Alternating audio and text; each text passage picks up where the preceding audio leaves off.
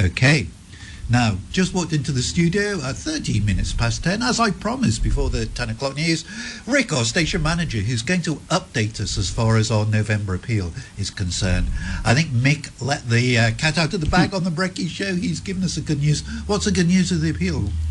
Yeah, Phil, good morning. Thanks Good for having morning. me in. The good news is that we've reached our target for the appeal, Excellent. which is fantastic. We were trusting and hoping for $40,000. As of this morning, it was 41,000 and some. I'm not sure the exact figure. I think it was 41,600 or something. Yeah. So, all credit to God for that, and all thanks to our listeners and supporters who have got behind that and dug in. So that's just fabulous. We weren't sure we were going to get there. We did receive a generous gift towards the end there, so that was nice to really just kick us over the line. Push us over the line. It was nice. So it means that we will be going ahead and ordering a new transmitter in the next few days. That's excellent. And it also just sets us up nicely for the coming year. That we're in a strong position to not be worrying about the bank balance all the time, to be able to spend what we need to spend to do what we need to do.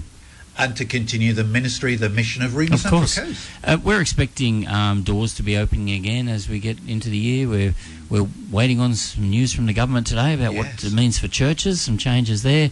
But we're hoping there can be a bit more in community engagement activity as we head into 2021, and we'll be out there a bit more doing some stuff on location and helping support some of the community events and things that are going on. That's terrific. Look, when I was in here on Monday, I think we were in the mid-20s, pushing a little bit towards 30,000 towards the end of that particular day. And then when I looked at the website this morning and saw that we were over 40,000, I was really surprised. But there is a lesson here, isn't there?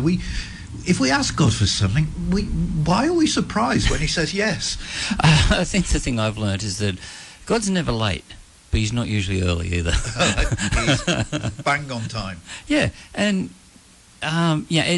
we actually, at the end of 30th November, we were just over the 30,000. Yeah. 31.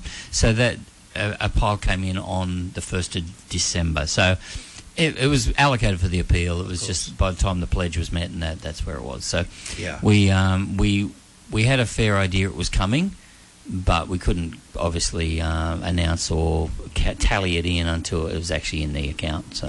So look, if there are things happening for you in your life, in your relationships, in your financial life, in your spiritual life, and you're praying to God for things to happen, well, don't be surprised when they do. We hear so many sort of people talking about, why doesn't God answer my prayer? But let's give him credit when he does.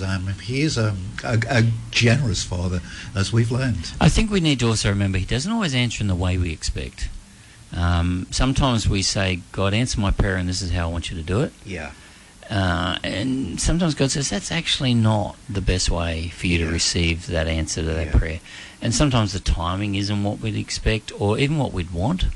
But we've got to trust his greater wisdom.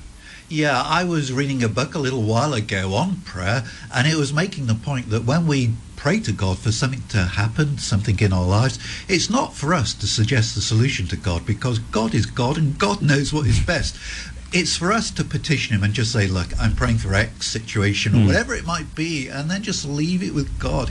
He knows how to solve it. He doesn't really need our help in solving it. I mean, if you go to a plumber and say, I have this issue, I need you to do this, the plumber's going to say, let me analyse the problem first and let me work out what the best solution is. I'm the plumber, I know what I actually know what I'm doing here, as against us who may just think punching a hole through the wall is the best option.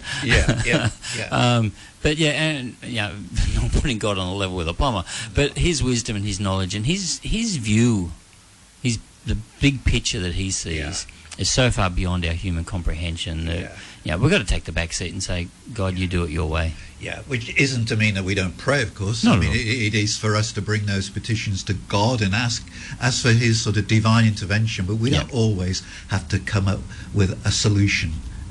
Because he knows what he's doing, like the plumber. And there's always going to be those times where we just don't understand the answer. Yeah. And that's when faith comes in. Yeah, you just have to trust. Trust his character, and even though maybe you didn't see what you expected or were hoping for, there's a bigger God's picture. got it. And we just trust his character and his faithfulness that we've seen over our lifetimes. Yeah, exactly. So it's tremendous news. Yeah. It's not too late to give either. It's not. People can still give, and we know some people's pay cycles are such that they probably haven't had the opportunity, but that's fine. You can give to Rhema any time of the year. Yeah. But that basically puts a lid on the November appeal. And, But if you sort of say, oh, look, I still want to give to the appeal, that's fine. We'll include in that. Otherwise, it just comes through as a donation. And you can ring us during office hours or 24/7. You can hop onto our website and donate securely. We'll leave that appeal link on the website probably at least for the rest of the week. But there's always a donate button there. There's always a donate button there, yeah. So that's good news. Thank you so much, Rick, for updating us. Well, thank God and thank the people who are out there, all our listeners. Yes. Another lesson is when we get something that we've asked for, we should say thank you. We should.